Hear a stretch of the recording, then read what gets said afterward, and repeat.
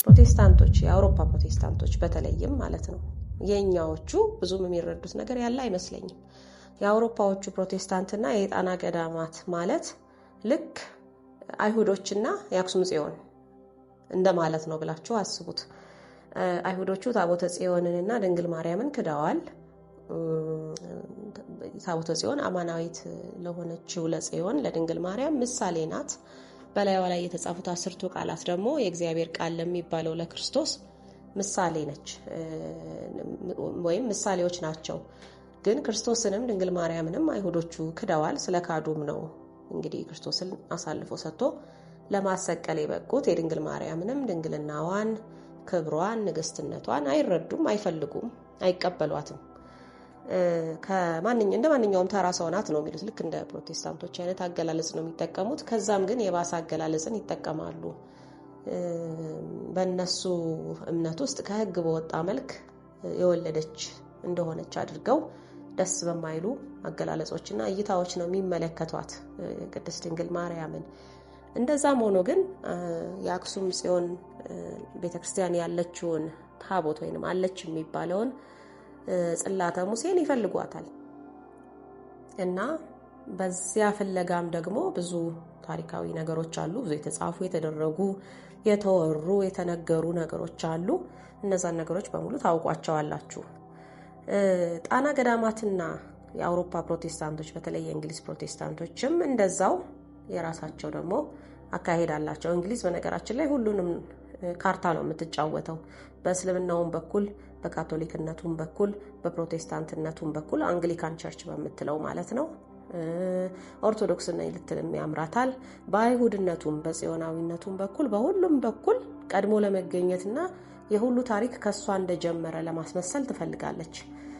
ሌላው ቀርቶ አዳም የተፈጠረው የኤደን ገነት እንግሊዝ ውስጥ ናት ብለው ሁሉ እስከ መጻፍ የደረሱበት ጊዜ አለ። አሁን ትተውታል እንጂ እንግሊዝ በጣም በባሪያ ንግዱና በኢምፓየሯን ከዳር እስከ ዳር በማስፋት በኩል በጣም ሰፊ ግዛት በነበራትና ገናና በነበረችበት ጊዜ፣ በእርግጥ አሁንም ትልቅ መንግስት ናት፣ ግን በጣም ገናና በነበረችበት ጊዜ ላይ ብዙ ጽሁፎች ነበሩ። የነዛ ጽሁፎች አሁንም ኢንተርኔት ላይ ብትገቡ ታገኟቸዋላችሁ። አዳም እንግሊዛዊ ነው። እንግሊዝ ውስጥ ነው የተፈጠረው። የኤደን ገነት የተተከለችው እንግሊዝ ውስጥ ነው። ኢትዮጵያውያን ብለው ጠቅሰው በስም እንደዛ ይላሉ፣ ነገር ግን አይደለም ብለው የጻፏቸው ጽሁፎች አሉ እና ያንን አይነት ሚቶሎጂ ያን አይነት ታሪክ ለማስቀጠል እንዲያመች ኢትዮጵያ ውስጥ ኦሪጂን የሆኑትን ቦታዎች በሙሉ መቆጣጠር ይፈልጋሉ። ወይም ደግሞ እነዛን ቦታዎች ታሪክ አጥፍተው ወደ እነርሱ መውሰድ፣ እዛ ቦታ ላይ አለ የሚባለውን መንፈሳዊ ኃይል ወደ እነርሱ መውሰድ ይፈልጋሉ። ይሄ እንግዲህ ዲያብሎስ ሁል ጊዜ ተሸንፈሃል ቢባልም መሞከሩን አያቆምም አይደል? የሚዋጋው ደግሞ በውሸት ነው። የሐሰት አባት ነው የሚባለው። ሐሰትን ፈጥሮ ሐሰትን በማሳመን ነው የእሱ መንግስት የሚሰራው። ስለዚህ ያንን ነው የሚከተሉት። እውነት ነው አይደለም የሚለውን አይደለም፣ እውነታው ምንድን ነው የሚለውን አይደለም፣ ሐሰትን ፈጥሮ ሰው ሊያምንላቸው የሚችለውን ነገር ማስቀጠል ነው የሚፈልጉት። ስለዚህ እነሱ እንግዲህ የአውሮፓ ፕሮቴስታንቶች በተለይ እንግሊዞቹ በጣና ያሉና የነበሩ መንፈሳዊ እውነታዎችን አይቀበሉም። ነገር ግን በዚያ ቦታ ላይ ያለው ታሪክና መንፈሳዊ ክስተቱ ቅርሶቹም ምኖቹም እነሱ ጋር እንዳለ አስመስለው መናገር ይፈልጋሉ። ከነዚህ ውስጥ አንድ ምሳሌ ቢጠቅስላችሁ ኢየሱስ ክርስቶስ በሕፃንነቱ ተሰዶ የሄደው ወደ ግብጽ ከዛም ወደ ኢትዮጵያ ነው የምንለው እንግዲህ አይደለም። ጣና ላይ ደግሞ ጣና ቂርቆስ ላይ እመቤታችን ሕፃኑን ይዛ ለ3 ወር እንደተቀመጠች የሚነገርበት ቦታ አለ። ያንን እነሱ ወደ እንግሊዝ ወስደውት ብሔራዊ መዝሙር ጭምር አድርገውታል። ከአንድ በላይ ብሔራዊ መዝሙሮች ናቸው ያሏቸው። አንዱ ብሔራዊ መዝሙራቸው ግን ኢየሱስ ክርስቶስ ጣና ወይም ኢትዮጵያ በግብጽ በኩል ወደ ኢትዮጵያ ሄደ የሚለውን ገልብጠው ወደ እንግሊዝ እንደሄደና የእንግሊዝ ተራሮችን እንደጎበኘ፣ በዛ ቦታ ላይ በሕፃንነት እግሮቹ እንደተረማመደ፣ ደጋግሞም እንደተመላለሰባት እንግሊዝን ማለትም 30 ዓመት ሞልቶት በዮርዳኖስ ከመጠመቁ በፊት በልጅነት እድሜዎቹ ወደዛ እንደተመላለሰ የሚናገሩ የአሁኖቹ የእንግሊዛውያን ቤተሰቦች ደግሞ ከዛ እዛ ቦታ ላይ ከጎበኛቸው ቦታዎች የተገኙ ከዛ ቦታ የተወለዱና ከእስራኤል የዘር የትውልድ ሐረግ ተዋልደው አሁን ያለውን ንጉሳዊ ቤተሰብ አንዱን መስመር እንዳመጡት፣ ብዙ መስመሮች ናቸው ያሉት፣ አንዱ መስመር ግን ከዛ የመጣ እንደሆነ አድርገው ይሄን ሁሉ ያወራሉ። ይሄ እንግዲህ ያው የኢትዮጵያን ታሪክ ገልብጦ ወደዛ የመውሰዱ ሂደት ነው። በተለይ ደግሞ አንድ ላነሳላችሁ የምወደው ብዙዎቻችን ያልሰማ ነው። እኔ እንግዲህ በዚህ በእንግሊዞቹና በኢትዮጵያኖቹ የታሪክ ሽሚያ መሀል ያለውን ነገር ብዙ ሰው ሲናገረው አልሰማሁም። በጣም ጥቂቶች ናቸው። ያንንም በተወሰነ ደረጃ ነው ጠቀስ አድርገው በታሪክ ውስጥ ያለፉት። በዚህ መልክ ግን በጣም ዓይን ያወጣ የታሪክ ሽሚያ እያለ አንድም ምሁር በዚህ ዙሪያ ላይ የሚናገር የሚያወያይ ጥናትና ምርምር የሚሰራ አለመኖሩ ይደንቀኛል በበኩሌ። ምን አይነት አዚም እንደሆነ በጣም እገረማለሁ። ወይም ደግሞ ተስማምተናል ማለት ነው እንግዲህ የኢትዮጵያን ታሪክ እንግሊዝ እንድትወስደው ተስማምቶ ምሎ ነው ማለት ነው። ወደ ፖለቲካውም ወደ ምሁርነቱም ወደ ታሪክ ጸሐፊነቱም ተቀባይነት ያላቸው ሰዎች እዛ ቦታ ላይ የሚቀመጡ ሰዎች በነጮቹ ተቀባይነት ያላቸው ሰዎች በዚህ ነገር በምስጢር የተስማሙ ናቸው ማለት ነው ብዬ እስከማመን ደርሻለሁ በበኩሌ። ምክንያቱም ይሄንን ሊያደርጉት አይችሉም። አሁን እውነታዎች የሚገለጡበት ጊዜ ላይ እየደረስን ስለሆነ ጆሮአቸውን የሚያሳምሙ ብዙ ነገሮች ይወጣሉ። ሊያቆሙት አይችሉም። ይሄ የእግዚአብሔር ፈቃድ የእግዚአብሔር ፍላጎትም ስለሆነ እሱን ደግሞ መቃወም የሚችል ማንም የለም። የእኔ ቢጤዎቹ ዝም ቢሉ ራሷ ምድሪቱ ራሱ አፍ አውጥታ መናገር ትጀምራለች።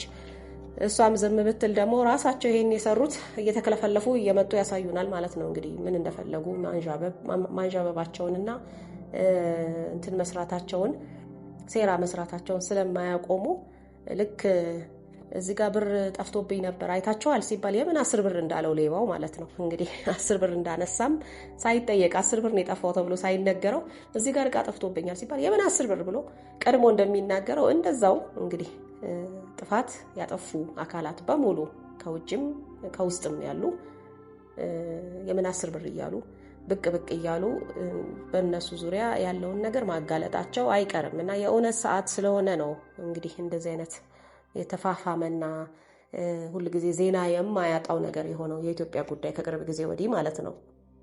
እሺ፣ ስለ እንግሊዟ ንግስት ኤልሳቤጥ ዘ ፈርስት እና ስለ ጣና የተወሰነ ነገር ልበላችሁ። የእንግሊዟ ንግስት ኤልሳቤጥ አንደኛ ወይም የመጀመሪያዋ ንግስት ኤልሳቤጥ ማለት የኖረችው ከ400 ዓመታት በፊት ነው። እኔ ንግስተ ሳባ ነኝ ብላ ህዝቡን አሳምና የተነሳች ናት። ማለትም እኔ ንግስተ ሳባ ነኝ፣ በእርግጥም እኔ በዚህ ዘመን እሷን ሆኜ ተወልጃለሁ አይደለም ያለችው። እሷ እንግሊዛዊት ኩሩ የክርስቶስ የትውልድ ሐረግ ማለትም የእርሱ ከዝን እንግዲህ ያው ክርስቶስ አልወለደም እናውቃለን። ነገር ግን የእሱ የዘር ሐረግ ቀጥተኛ ወራሽ እንደሆነች አድርጋ ነው የተነሳችው። ልክ ንግስተ ሳባን እንደሆነች አስመስላ የእሷን ታሪክ ነው የወሰደችው። የድንግል ማርያምን ቦታ ለመተካት በእንግሊዛውያን አይምሮ ውስጥ ብዙ ጥራለች። ምክንያቱም ከካቶሊክ ወደ አዲስ ወደ ፕሮቴስታንት የተሳቡ ስለሆኑ በካቶሊክ እምነት ውስጥ ደግሞ ቅድስት ድንግል ማርያም ቦታ ተሰጥቷታል፣ አላስፈላጊ ቦታ ተሰጥቷታል ብለው ስለሚያምኑ በዚያ ቦታ ላይ አንዲት ሴት ንግስት ማስቀመጥ ነው የፈለጉት። ስለዚህ እሷ ያንን ቦታ ለመተካት ድንግል ነኝ፣ ባል ያላገባው የጽዮን ንግስት ነኝ፣ እናንተ ደግሞ የጽዮን ህዝብ ናችሁ ብላ ነው የተነሳችው ንግስት ኤልሳቤጥ። ያው በውሸት ማለት ነው። ከመጋረጃ ጀርባ ያለው ድርጊቷ ፍጹም ሰይጣናዊ ነው። ይሄንን የእንግሊዝ ታሪክ ጸሐፊዎች ራሳቸው ጽፈውታል። ነገር ግን ከፊት ለፊት ያደረገችው የህዝቡን ኑሮ የማሻሻል የሪፎርሜሽን ስራዎች ጥሩ ነበሩ። በጥሩ ጎኑ ያሉትን ነገሮች መርጬ መማማሪያ እንዲሆኑን ኢትዮጵያ መጽሐፍ ላይ ጽፌያለሁ። በመጥፎ ጎኑ ያለው ደግሞ ያው ይታወቃል፣ ሰይጣናዊ የወደቁ መላእክት ስራዎች፣ የቅኝ ግዛት ዓላማ፣ ዝርፊያ፣ የታሪክ ነጠቃ፣ እነዚህ ሁሉ ነገሮች ደግሞ አሉ ማለት ነው እንግዲህ ከምንፍቅና ጀምሮ። ስለዚህ ምንድን ያደረገችው ንግስት ኤልሳቤጥ ህዝቧን ከሮም ግዛት አላቀቀች፣ በራሷ የአምባገነን ዘውድ ስር አደረገችው፣ በአንግሊካን ቸርች በኩል አደራጀችው በየአጥቢያው። ከዛ በኋላ የቅድስት ድንግል ማርያምን ክብር ተገዳደረች። ምንድነው እሱ ያደረገችው? ድንግል ናት ተብሎ ንግስት ኤልሳቤጥ እንዲዘመርላት ነው ያደረገችው። እድሜ ልኳን አላገባችም። ነገር ግን ድንግል ናት ወይ ጥያቄ ውስጥ የሚገባ ነገር ነው። እንግዲህ ያው ንግስተ ሳባ ከጠቢቡ ሰሎሞን ጋር ከመገናኘቷ በፊት ድንግልናዋን እየጠብቃ በዙፋን ላይ ለመቀመጥ እስከ ዕለተ ሞቷ ድረስ ቃል ገብታ ስለነበረ ለህዝቧ ያንን የሚመስል ነገር ነው በዘመኗ የደገመችው ማለት ነው። ከጊዜ በኋላ ምንድነው የሆነው? ይቺ ንግስት ኤልሳቤጥ አንድ ከድቅሎች የተወለደ የሬኔሳንስ ሳይንቲስት ፍራንሲስ ቤከን የሚባል አይምሮውን ፍጥነቱን አየች፣ አማካሪዋ አደረገችው። ሰውየው በሳይንሱ ዓለም እጅግ ስሙ የገነነ ነው። ታውቁታላችሁ። እንግዲህ ያው የተወለደው በአባቱ ዘር በኩል የድቅል ዘር አለበት፣ ማለትም ሙሉ ሰው አይደሉም። ልቡሳነ ስጋ ጋንንት ልትሏቸው ትችላላችሁ፣ ወይም ደግሞ የወደቁ መላእክት ጋር የተዳቀሉ በሏቸው። እንግዲህ አገላለጹ ምን እንደሆነ እኔ አላውቀውም፣ እግዚአብሔር ይወቀው።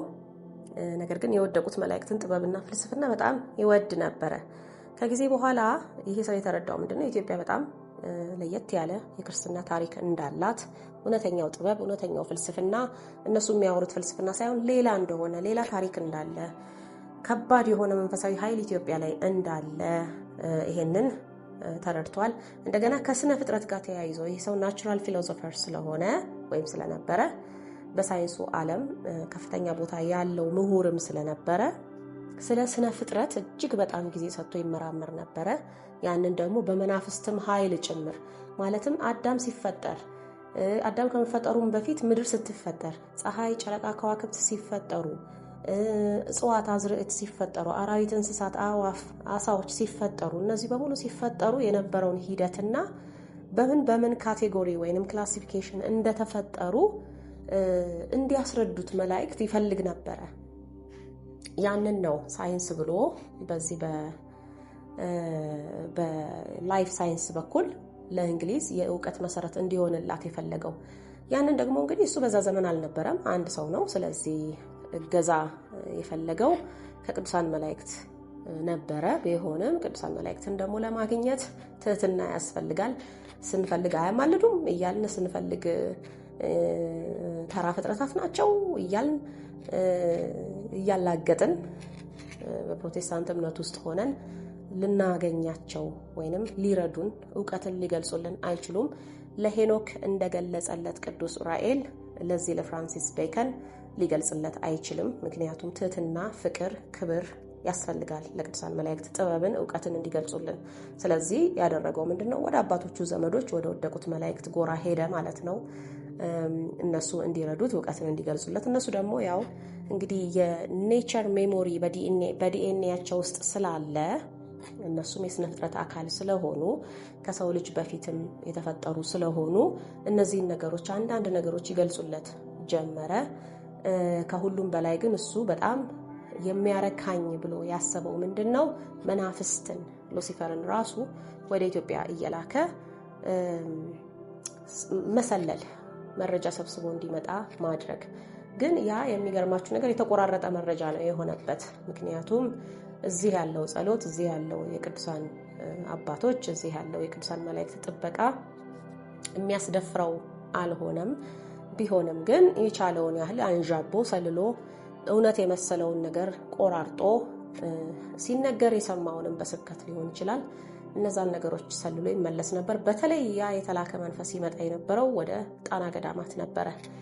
ለምን ሲባል ብዙ ነገሮች አሉ። ከስነ ፍጥረት ጋር የተያያዘው ከአዳም ተፈጥሮ ጋር የተያያዘው አንዱ ሆኖ፣ ሁለተኛው ደግሞ በመንፈስ ቅዱስ መውረድ፣ በቋንቋዎች መገለጥ፣ ከግዕዝ ቋንቋም ጋር በተያያዘ ይሄን እንግዲህ ቅዱሳን የሆኑ ከኛ የበለጡ አባቶችና እናቶች ይረዱታል። እኔ እንግዲህ ያለውን እውነታ በእኔ ትንሽ አስተሳሰብ አእምሮ የደረስኩበትን ብቻ ነው የምነግራችሁና ከዛ ጋር የተያያዘ ከበዓለ ጴንጤቆስጤ ወይም ደግሞ በዓለ 50 ሐዋርያት በኢየሩሳሌም በጽዮን አዳራሽ ተሰብስበው ከእመቤታችን ጋር ጸሎት ያደርጉ በነበረበት ጊዜ ጌታ ካረገ ከ10 ቀን በኋላ ወይም ከጌታ ትንሣኤ ከ50 ቀናት በኋላ መንፈስ ቅዱስ ሲወርድላቸው ተከስቶ የነበረው በጣም አስደናቂ ክስተት እንግዲህ ከአስደናቂ መንፈሳዊ ክስተቶች መካከል አንዱ ያ ስለሆነ ማለት ነው። ያ ትልቅ መንፈሳዊ መገለጥ፣ ትልቅ መንፈሳዊ ስጦታ የሰው ልጆች ላይ የፈሰሰው በዛ ቦታ ላይ በኢየሩሳሌም ሲካሄድ at the same time በዚያው ጊዜ ደግሞ በጣናም ላይ እየተካሄዱ የነበሩ ታላላቅ መንፈሳዊ መገለጦችና ክስተቶች ነበሩ። ያንን እውነተኞች ቅዱሳን አባቶች ብዙ ሊያስረዱን ይችላሉ። እኔ እንግዲህ ዳሩን በተረዳሁት መጠን ብቻ ነው የምገልጽላችሁ። ስለዚህ የዛ የመንፈስ ቅዱስ መውረድ፣ መንፈስ ቅዱስን ማግኘት፣ ከዛ ጥበብን ዕውቀትን በሙሉ የተሞላ መሆን፣ ኃይልን የተሞላ መሆን። ኃይል ሲባል እኛ የምናውቀው መንፈሳዊ ኃይል ድውይን የማስነሳት፣ እውነትን የመግለጥ፣ ሙትን የማስነሳት፣ ድውይን የመፈወስ፣ እውነትን የመግለጥ፣ ስለ ክርስቶስ የመስበክ፣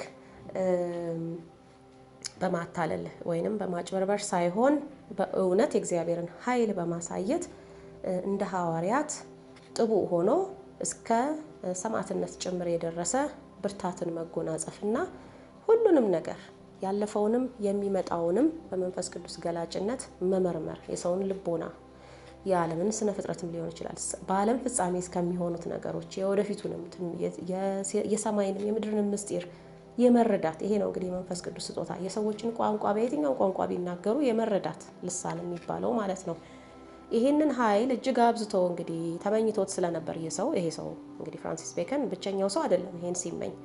መላው አውሮፓ ውስጥ ያሉ ኤሊቶች የዚህ ምኞትና ጉጉት የነበራቸው ናቸው። እና ስለዚህ ነገር እንግዲህ የሚችለውን ያህል በሉሲፈር በኩል እያሰለለ ይሄንን የፕሮቴስታንቷ እንግሊዝ ታሪክ አድርጎ ለመጻፍ የተነሳ ሰው ነው ማለት ነው። ይሄ ነገር በእንግሊዝ ላይ እንደሆነ አሁን እነሱ ልሳን እያሉ የሚያወሩት ጀርመንም በሉት ወይም ደግሞ ሌሎች የፕሮቴስታንት ሀገራት እነ ሆላንድም አሉበት። እነሱ ላይ እንግዲህ የቀጠለው የነ ስዊዘርላንድ የነማን እንግዲህ በኋላ ስማቸውን በተለያየ መልክ እየለዋወጡት ቢመጡም ጥንት የነበረው ታሪክ ግን በእነዚህ የአውሮፓና በኋላ ደግሞ የአሜሪካ አገራት ላይ ወይንም ግዛቶች ላይ የተከሰተ ክስተት እንደነበረ አስመስሎ በጣም የሚገርም ትንሽ ለወጥ አድርጎት ይሄንን መጽሐፍ ጽፎ እንግዲህ ሊያበረክት ችሏል ማለት ነው። መማሪያ መጽሐፍ አድርገው የሚጠቀሙበት እነማን ናቸው? በዋናነት ፍሪሜሰኖች ናቸው። ስለዚህ አዳም እንግዲህ እንግሊዝ ሀገር ከተፈጠረ ኢትዮጵያ ውስጥ የነበረው የመጀመሪያው ዘር ዝንጀሮ ነው ማለት ነው አይደል? አፍሪካ ውስጥ የነበረው ዘር ዝንጀሮ ነው ማለት ነው። የቅኝ ግዛት ታሪካቸውንና ይሄ the origin of species ብሎ በኋላ ዳርዊን የፈጠረው አስተሳሰብ ያው ከእንግሊዝ የመነጨ ነው ታውቃላችሁ። ይሄንን የጀመሩት በእንደዚህ የወደቁ መላእክትና በሉሲፈር ስለላ ምክንያት ከመጣ የተዛባ የስነ ፍጥረት ታሪክና የታሪክ ሽሚያ ነው ማለት ነውና ኢትዮጵያ አለችበት እዚህ ውስጥ ማለት ነው። በትልቁ እንግዲህ ይሄንን ቅዱሳን በዛ ሰዓት ተረድተውት ሊሆን ይችላል። የዛሬ 400 ዓመት የነበሩ በጣና ላይ የነበሩ ኢትዮጵያውያን ይሄን ይረዱታል በእርግጠኝነት። ሌሎች አፍሪካውያን ግን በዛ መጠን ሳይረዱት ቀሩ። ምክንያቱም ባህሌ እያሉ እነሱ ጠቋርን ማምለክ ላይ ስለነበሩ ማለት ነው። በአንድም በሌላም መልክ ይሄ የሴማውያን አምልኮ አይመለከተኝም እያሉ ማንነቴን ልፈልግ እያሉ በየወንዙ ሲዞሩ ስለነበረ እንግዲህ ምቹ እነሱን አገኛቸውና ኢትዮጵያ ከዚህ ተጠብቃ እነሱ ለባርነት በቁ፣ ለቅኝ ግዛት በቁ ማለት ነው። ይሄ ነው እንግዲህ ታሪኩ። አሜሪካው የተጻፈውን ታሪክ በጥቂቱ በገልጽላችሁ አሜሪካ ውስጥ ትልቅ የብርሃን አምድ ተተክሎ እንደነበረ ውሸት ነው። በነገራችን ላይ ውሸት ነው። ይሄ ሰውየው የጻፈው ነው እና ተቀባይነትም አላገኘም።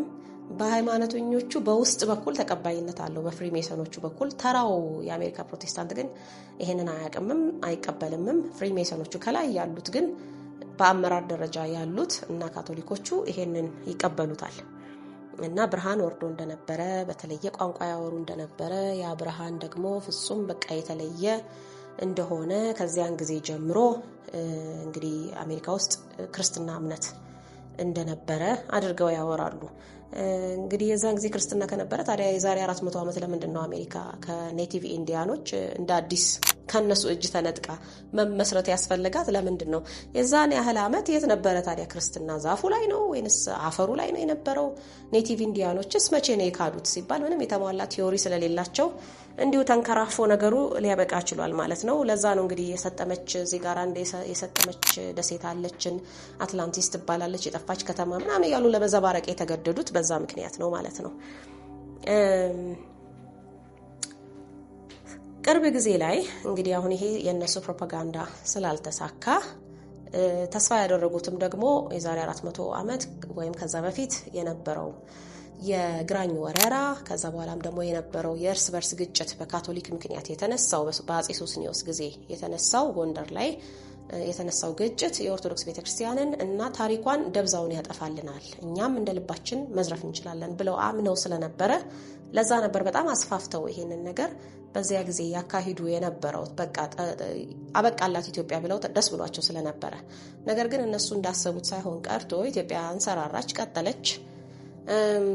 ስለዚህ እንግዲህ ነገሮቹ እየተቀያየሩ እነሱም የሚፈጥሯቸው ቲዮሪዎችና ታሪኮች ከጊዜ ወደ ጊዜ እየተቀያየሩ ተቀባይነት ያላቸው ለማድረግ ቀለም እየቀባቡ ምን እያሉ አንዳንዴ ድሮ እንደዚህ እንል ነበር አሁን ግን ትተነዋል እያሉ ዝም ብለው ወደ ቤተ መዛግብት እያስገቡ የጀመሩትን መጽሐፍ ሁሉ ማለት ነው ጀምረው ሳይጨርሱ የተዉት ብዙ መጽሐፍ አለ አንፊኒሽድ ማኑስክሪፕትስ እያሉ የሚያስቀምጧቸው ማለት ነው በየቤተ መዛግብቶቻቸው። ምክንያቱም አላስቀጠላቸውማ መድኃኒዓለም የት ሄዶ እሱ ስላላስቀጠላቸው መቀጠል ስላልቻሉ በውሸታቸው አንፊኒሽድ እየተባሉ የሚገቡ ቁርጥራጭ ጽሁፎች እዛው ሚውዚየማቸው ውስጥ እያስቀመጡ ቀጠሉ በኃይል በሚችሉት ሌላውን ጥቁር ህዝብ አስገበሩ ወዘተ። እንግዲህ ታሪኩ ቀጠለና አሁን ያለው ጉዳይ ላይ ስንመጣ ጣና ላይ እንግሊዞች ምን ሊፈልጉ ይችላሉ ከሚለው እንግዲህ ብዙ ነገሮች ሊፈልጉ ይችላሉ።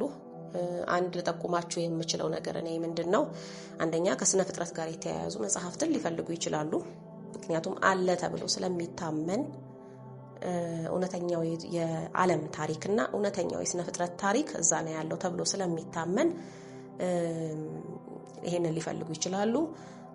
ይፈልጉ፣ ችግር የለውም፣ ያው አያገኙትም። ችግሩ ግን የኛ ቢጤውን በደንብ መረጃ የሌለውን ትውልድ እንዲህ ያገኘን፣ እንዲህ ተደረገ፣ እንደዚህ ተገኝቶ እዚህ ቦታ ላይ እንደዚህ የሚል ጽሁፍ ተገኘ፣ በዚህ ጊዜ ላይ ወደ እንግሊዝ ሀገር እንደዚህ ሄዶ ነበረ ምናምን የሚባሉ ነገሮች ቢጽፉ እኛ ወደ ማመኑ ስለምናዘነብል በተለይ ደግሞ በሳይንሳዊ ምርምር የተደረሰበት ተብሎ የሚጠቀስልንን ነገር የማመን ዝንባሌ ስላለብን ሊያሞኙን፣ ልባችንን ሊያስደነግጡት፣ ሊያሸብሩን ይችላሉ። ነገር ግን ይሄ ሊያስደነግጥም አይገባም። እንደዛ አይነት ነገሮችን ይፈልጋሉ። ሌላው ደግሞ እምነታችን ከጣና ጀመረ ለማለትም ይፈልጋሉ። እንግሊዝ ድሮ ኦርቶዶክስ ነበረች። አሁን እምነቷ ከጊዜ በኋላ ተሸርሽሮ ነው እንጂ ልክ ለአሜሪካም እንደፈጠሩላት ማለት ነው። እንግዲህ እምነታቸው ተሸረሸረ ከጊዜ በኋላ እንጂ የመጀመሪያውን የሐዋርያት እምነት ይዘው የነበሩት እንግሊዝና አሜሪካ ነበሩ ለማለት ስለሚፈልጉ እንግዲህ የጴንጤ ቤቱ ጣና ነው፣ እዚህ ነው የጀመረው ሊሉም ይፈልጋሉ። እንዲህ አይነት ነገሮች በሹክሹክታ መወራት እንደጀመሩ የተወሰነ መረጃው ደርሶኛል። አንዳንድ የሚያስደነግጡ ነገሮች ለምሳሌ ጾም ታሪክን ለመጠበቅ ምንም አስተዋጽኦ እንደሌለው፣ መነኮሳት በጾም ራሳቸውን ማድከም እንደማይጠበቅባቸው፣ የክርስትና ታሪክ የሚጠበቀው ሌሎች ፕሪንሲፕሎችን፣ እነዛ ፕሪንሲፕሎች የፍሪሜሰን ፕሪንሲፕሎች ናቸው። በቃ ዝም ብሎ ወሬ፣ የካቶሊክ ፕሪንሲፕል ማለት ነው።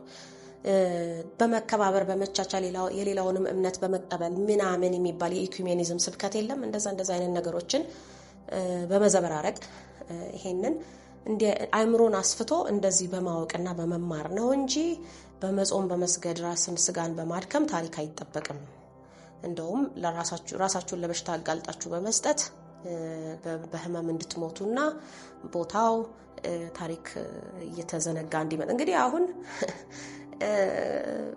በራሳቸው ምልምሎች ምክንያት የሚካሄደውን የታሪክ ጥፋት የሚያሳብቡት በእኛ ጾም ላይ ነው ማለት ነው። አያችሁት?